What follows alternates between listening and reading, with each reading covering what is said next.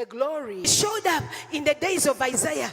Isaiah was a prophet. I wonder what he was prophesying in Isaiah chapter 1, chapter 2, chapter 3, chapter 4, chapter 5.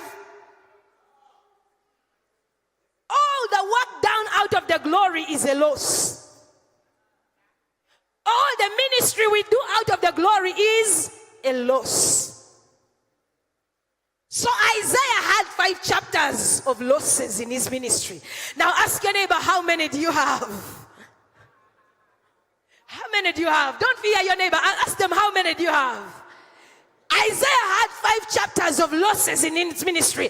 Because listen to me, children of God. By what happens in Isaiah 6, I can tell that the whole time he was prophesying out of a bad realm or out of the wrong realm. And when you prophesy out of the wrong realm, we get no results.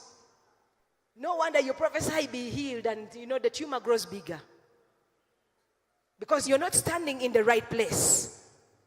But when you stand in the right place where God positioned you in the realm of his glory, the word of God becomes a reality. In the glory, the word of God becomes so real, so true. The reason why the word of God is just a myth, the reason why the word of God is like any other novel and story is because you've never accessed the glory.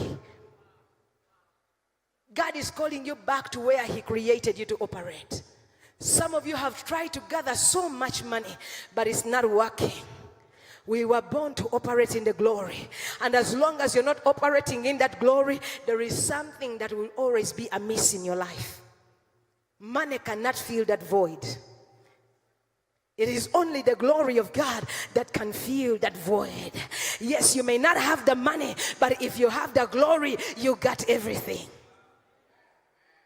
That is what we are missing in this generation.